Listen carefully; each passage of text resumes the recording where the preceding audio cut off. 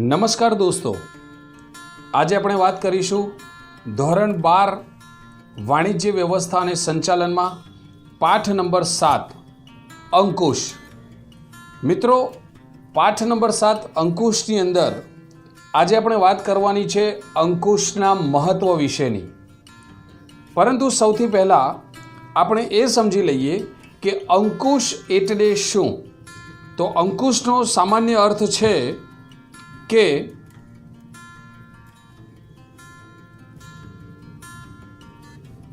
એકમમાં કયા કયા કાર્યો થઈ રહ્યા છે તે નક્કી કરવું, થઈ રહેલા કાર્યોનું મૂલ્યાંકન કરવું અને જો જરૂર લાગે તો સુધારાલક્ષી પગલાં લેવા કે જેથી યોજના મુજબ કાર્ય થાય.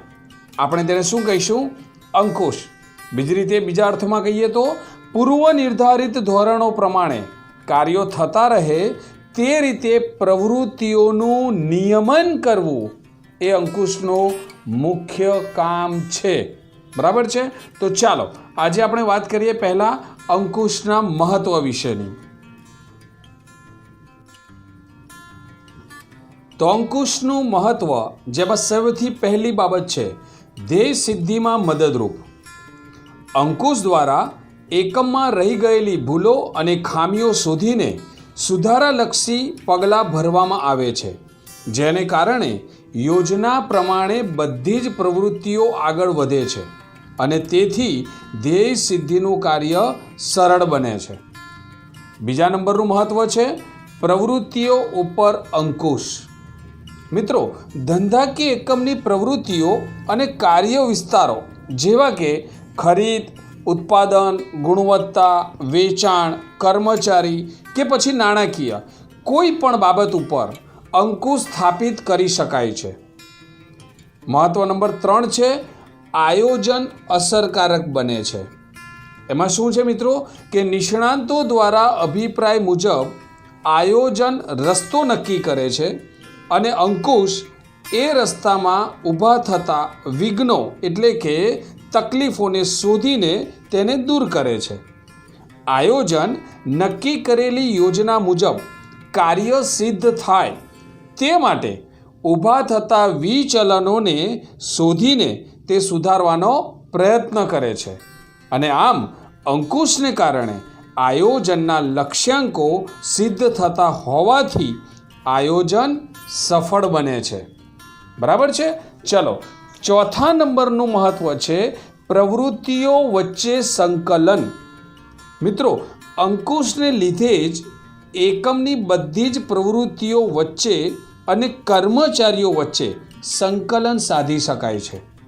ધંધાકીય એકમની વિવિધ પ્રવૃત્તિઓ વચ્ચે અને તે પાર પાડનાર કર્મચારીઓ વચ્ચે સંકલન સાધવામાં અંકુશ પ્રક્રિયા મદદરૂપ થાય છે. પાંચમા નંબરનું મહત્વ છે કાર્યનું મૂલ્યાંકન.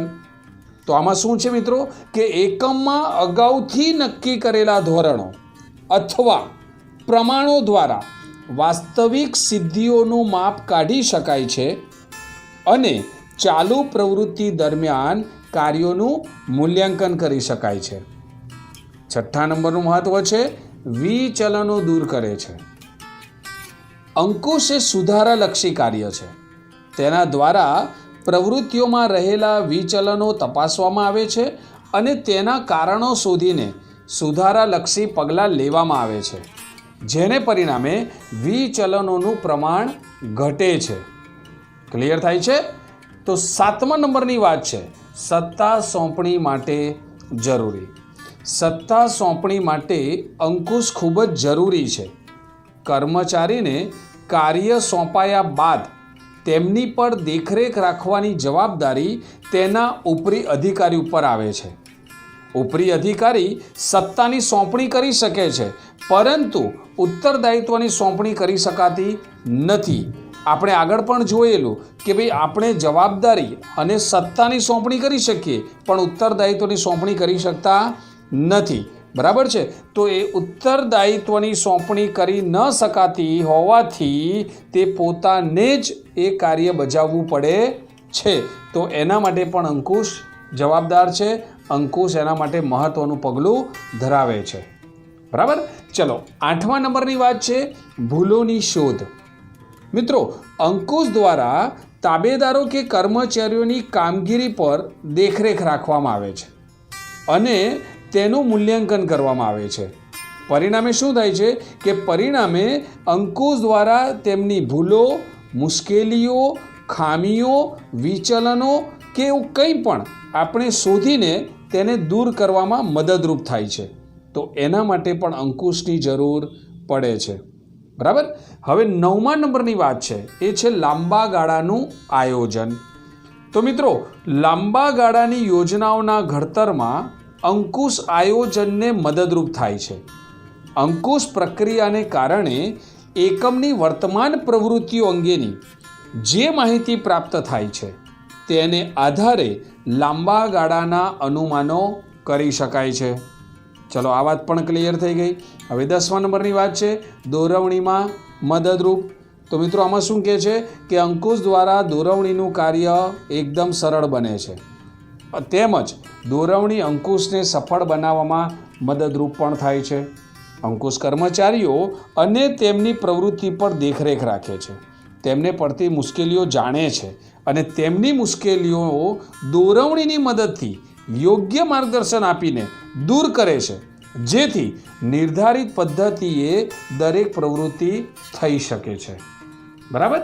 ચલો, હવે છેલ્લા નંબરનું મહત્વ છે અંકુશનું કાર્યક્ષમતાનું બેરોમીટર. ધંધાકીય એકમમાં અંકુશનું કાર્ય જેટલું ચોક્કસ તેટલી સંચાલનની કાર્યક્ષમતા વધુ. એટલે કે અંકુશ સંચાલનના અન્ય કાર્યોને પણ સફળ બનાવે છે અને આથી અંકુશને સંચાલનનું શું કહેવામાં આવે છે? કાર્યક્ષમતા માપવાનું બેરોમીટર કહેવામાં આવે છે. બરાબર છે. તો આજે આપણે જે વાત કરી એ છે અંકુશના મહત્વ વિશેની. આપણે ફરીથી યાદ કરી લઈએ કે અંકુશ એ સંચાલનનું મહત્વનું સોપાન છે. મિત્રો, સંચાલનના ઉદ્દેશોને સિદ્ધ કરવા માટે અંકુશની જરૂર પડે જ છે અને અંકુશ વગરનું ઔદ્યોગિક એકમ એ સારથી વગરના રથ જેવું ગણાય છે. સમજાશે? તો કોઈ પણ ધંધાકીય પ્રવૃત્તિ હોય એમાં ભલે અંકુશ એ સૌથી છેવટનું કાર્ય હોય, પરંતુ આખી ધંધાકીય એકમની પ્રવૃત્તિમાં સૌથી અગત્યનું કાર્ય પણ એ કોનું છે? અંકુશનું છે. તો મિત્રો, આજે આપણે વાત કરી અંકુશના મહત્વ વિશેની.